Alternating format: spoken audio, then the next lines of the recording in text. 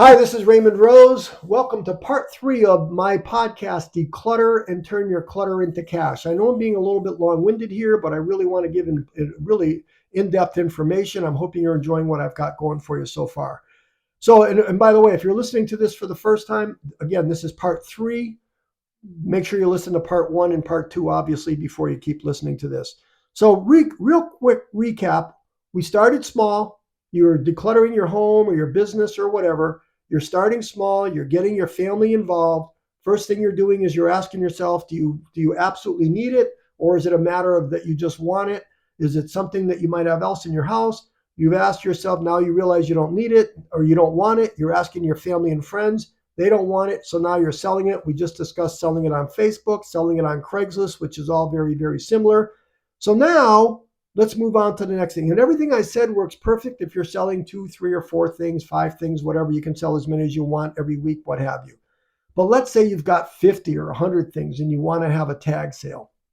So my mentality, and again, over the years, I've had tag sales in my driveway. When I had a bunch of, well, I say I had a bunch of kids. I had 2 kids, but we're a normal family going through things.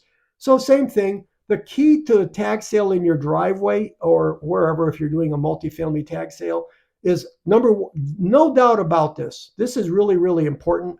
Every single thing that you're putting out for sale, you should have a price on it.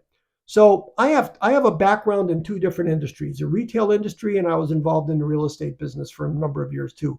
From a retail point of view, and I worked in a major supermarket chain in the United States, and I had a really good job there. And one of the things that we always taught all the employees is, listen, when you're putting something on display, you got to put a price on it because people are not going to ask you what something is. Put a price on it. If it's a low price, high price, low price, put up a sign that says everything is negotiable, but put a price on it because people are not going to buy something that doesn't have a price. And often they won't even ask what the price might be. They'll just skim right by it. But if you see a price on it and they say, wow, that's a great price, they're more apt to pick it up. So everything needs to be priced. That's number one. Number two, you need to advertise your tag sale really well. Put something on Facebook, put something on Craigslist. Make sure you've got nice, well written signs that are at the different intersections, giving them exact guidelines on how to get to your home. If you're putting it on Facebook or Craigslist, be very descriptive, take some pictures, do a good job. For that day that you're having your tag sale, that weekend or whatever, you're in the retail business. You're in the same business as Walmart or Target or Kroger, the supermarkets, you need to advertise the heck out of your tag sale. And then making sure that you're taking the steps in advance, making sure you've got plenty of excess. You got a bunch of dollar bills, you've got plastic bags, you're doing it right. You can't, it's hard to do it by yourself. You want to make sure that when somebody's buying something or picking something up, you're putting it back. In other words, you want to make sure it's really well displayed. So having a tag sale, having a multifamily tag sale, getting involved with your family and friends, that works too.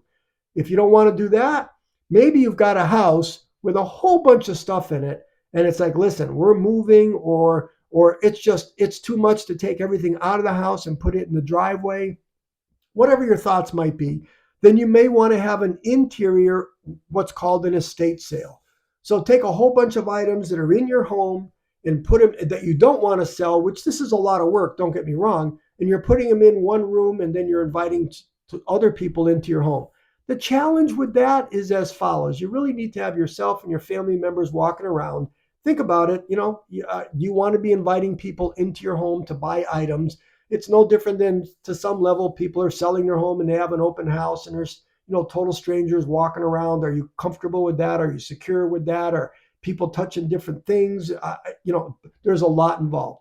You could go online and do a Google search, a Safari search, an internet search, finding out if there's any companies that handle estate sales in your area, that they'll do all the work, they'll do everything for you.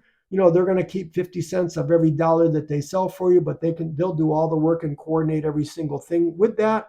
Again, and that's something that if that's something you're interested in, I would suggest that you go on Facebook and ask your friends, hey, do you know anybody that does estate sales? Or like I said, you can do a Safari search and see if something's working out there.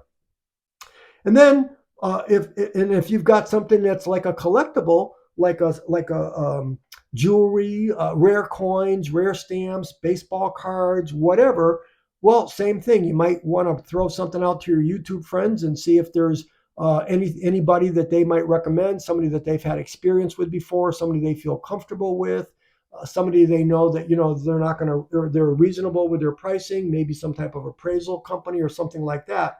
But that's something that you might want to look into too. Asking your family and friends for, what's the name of the local company that buys gold that you have confidence in. All right, we're wrapping up part number 3. We're coming into part number 4, the final part. Again, thanks for staying with me so far. Like I said, this is really in depth. I'm giving you lots of good information. Really, what you may want to do is play these podcasts again. And by the way, if you got any questions along the way, there's the comment section below this. You can definitely put your questions in the comment section, and I'll definitely be able to respond to those. Like I said, I've done this a lot. But anyways, stay tuned. We're going to go on to part 4. That'll be the last one. Again, thanks for listening.